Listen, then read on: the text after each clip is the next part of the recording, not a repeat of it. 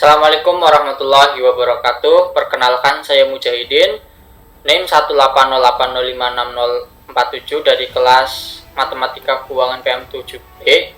Di sini saya akan menjelaskan atau mempresentasikan hasil dari analisis jurnal internasional yang berkaitan dengan anuitas dari saya. Yang pertama yaitu identitas jurnal. Nama penulisnya yaitu Jong Hong Chen, dengan judul Time Value of Money and Its Application in Corporate Finance, a Technical Note on Linking Relationship Between Formula. Penerbitnya yaitu American Journal of Business Education, volume 2 nomor 6, tanggal publikasi September 2009 dan jumlah halamannya yaitu 12. Untuk analisis jurnalnya, yang pertama judul dari jurnal ini yaitu nilai waktu uang dan penerapannya dalam keuangan perusahaan. Catatan teknis tentang hubungan antar rumus. Jadi sebagian besar rumus nilai mata uang atau TVM itu sebenarnya saling berkaitan. Saat mengenal rumus TVM, kita dapat menggolongkannya sesuai dengan kondisi yang terjadi dan menghubungkannya satu sama lain. Cara tersebut dapat memudahkan kita dalam memahami rumus TVM dan esensinya. Yang pertama yaitu anuitas bertumbuh. Pada anuitas bertumbuh, pembayaran diharapkan tumbuh pada tingkat yang sama selama jangka waktu tertentu. Rumus untuk nilai sekarang dari nilai anuitas bertumbuh dan nilai masa depan dari anuitas bertumbuh ditunjukkan sebagai PV atau present value anuitas bertumbuh sama dengan PMT dikali 1 dikurangi 1 plus G ditambah G per 1 tambah I pangkat N. Kita tulis dengan persamaan 1. Kemudian FV atau future value anuitas bertumbuh itu sama dengan PMT kali 1 plus I pangkat N dikurangi 1 plus G pangkat N per 1 min G. Dengan PMT yaitu pembayaran di akhir periode pertama atau pembayaran satu periode dari hari ini. G itu sama dengan tingkat pertumbuhan, I itu tingkat bunga per periode, dan N itu jumlah periode. Rumus ini kita turunkan dari lampiran A. Kemudian ada rumus nilai waktu uang lainnya. Rumus lain dari nilai waktu uang itu dapat ditemukan dengan menyederhanakan atau memperluas persamaan 1 dan 2. Yang pertama yaitu faktor bunga nilai sekarang atau present value interest factor annuity dari IN atau disingkat PFIVA I, N. Jadi apabila jumlah PMT itu bernilai tetap untuk setiap periode yang terbatas, maka tingkat pertumbuhan akan bernilai 0. Atau jika PMT itu sama dengan $1 dan G itu sama dengan 0. Dengan menyederhanakan persamaan 1, maka ditemukan persamaan 3, yaitu PFIVA, I, N itu sama dengan 1 dikurangi 1 per 1 ditambah I pangkat N per I. Kita tulis dengan persamaan 3. Kemudian dari faktor bunga nilai sekarang ini ternyata ada nilai sekarang pada anuitas biasa.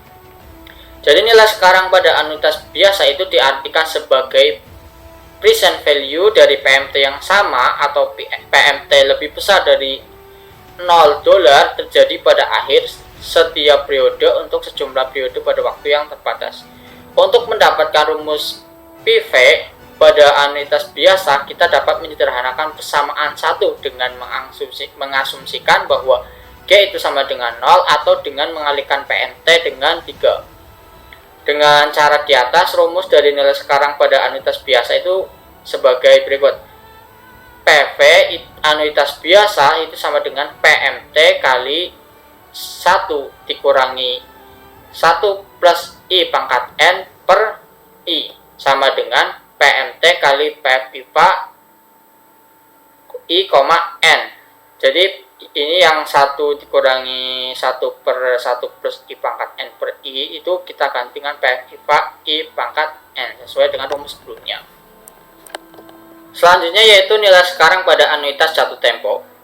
Dengan membandingkan anuitas jatuh tempo dengan anuitas biasa, kita dapat menemukan hubungan sebagai berikut. Jadi PV anuitas jatuh tempo itu sama dengan PV anuitas biasa dikali 1 plus I.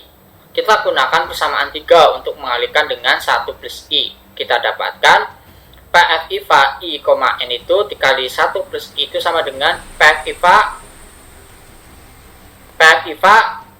I, N kita ganti dengan ini, rumus ini. Seperti di rumus 1.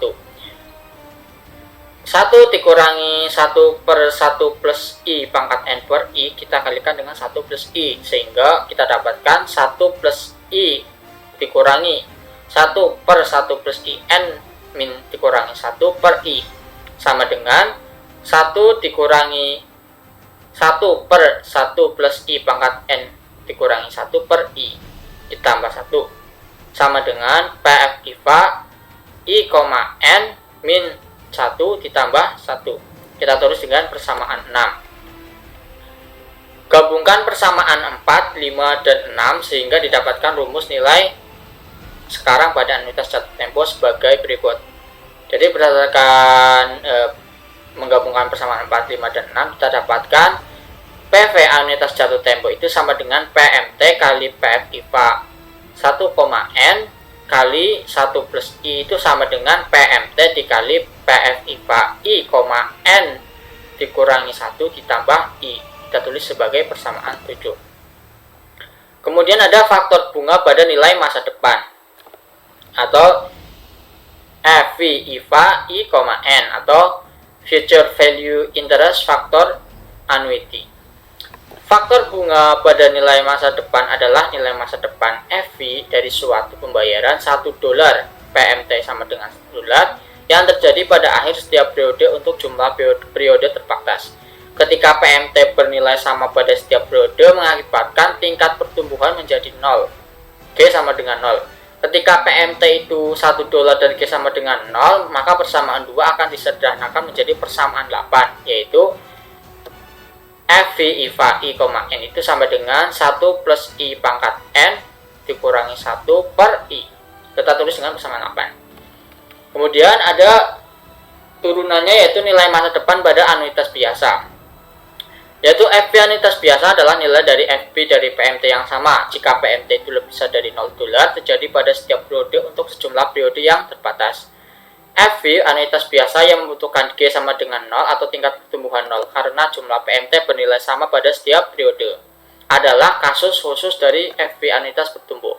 Jadi untuk mendapatkan FV pada anuitas biasa, kita dapat menyederhanakan persamaan 2 dengan mengasumsikan bahwa G itu sama dengan 0 atau dengan mengalihkan PMT dengan persamaan 8. Jadi misalkan G itu sama dengan 0 pada persamaan 2 tadi sebelumnya, atau menggunakan PMT untuk mengalihkan dengan persamaan 8. FV anuitas biasa dapat ditulis sebagai FV anuitas biasa itu sama dengan PMT dikali 1 plus I pangkat N dikurangi 1 per I, sama dengan PMT kali FV IFA I, N. Jadi persamaan yang ini kan tadi FV IFA I, N itu jadi dimasukkan. Kemudian ada nilai masa depan pada anuitas jatuh tempo.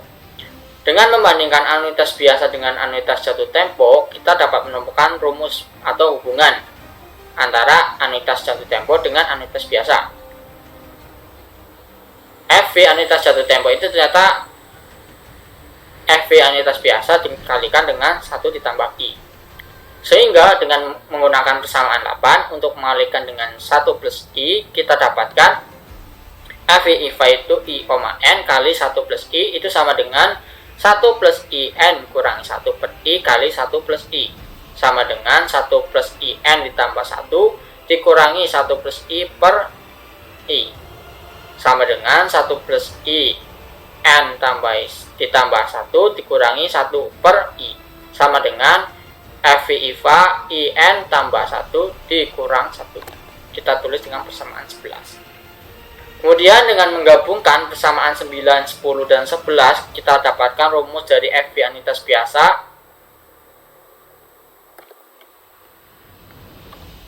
anuitas jatuh tempo. Ini salah ketik anuitas jatuh tempo, yaitu FV anuitas jatuh tempo itu sama dengan PMT kali FV IFA I, N dikali 1 plus I sama dengan PMT kali FV IFA A I, N ditambah 1 dikurangi 1. Kemudian ada perpetuity yang didefinisikan sebagai jumlah nilai PMT yang sama per periode akan terjadi selamanya. Kalau sebelumnya itu adalah waktunya itu terbatas atau ya terbatas, kalau ini terjadi selamanya. Oleh karena itu, PMT bernilai sama untuk setiap periode G sama dengan 0, tingkat pertumbuhannya 0. Dan jumlah periode tidak terbatas atau N lebih dari N itu menuju tak hingga. Berdasarkan persamaan 1, ketika G itu sama dengan 0 dan N itu sampai tak hingga, mendekati tak hingga, maka 1 plus G per 1 plus I pangkat N itu sama dengan 1 per 1 plus I pangkat N lebih mendekati 0. Jadi nilai sekarang pada perpetuity akan menjadi PV perpetuity itu sama dengan PMT kali I. Kemudian di sini ada lampiran A, yaitu turunan dari nilai sekarang PV dan nilai masa depan F dan notice bertumbuh. Yang kemudian ada lampiran B, itu berhubungan antara notice biasa dengan notice jatuh tempo. Kemudian kesimpulannya dari pembahasan di atas, kita dapat mengetahui bahwa rumus-rumus yang berkaitan dengan TVN itu sangat berkaitan. Berdasarkan kondisi tertentu, kita dapat menyederhanakan atau memperluas anuitas bertumbuh untuk mencapai rumus yang lain. Kita bisa lihat tabel berikut untuk merangkum dari rumus dari TVM dan mengaitkan hubungan satu sama lain. Ini bisa dilihat.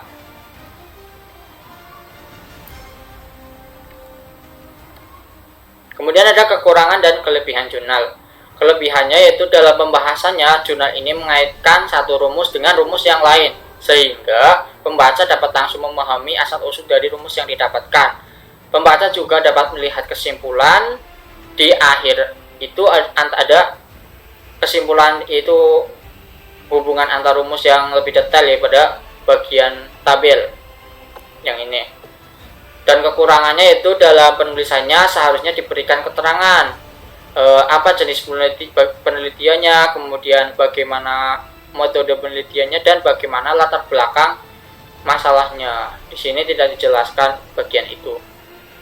Itulah hasil presentasi dari saya berkaitan dengan analisis jurnal internasional. Kurang lebihnya mohon maaf. Sekian, wassalamualaikum warahmatullahi wabarakatuh.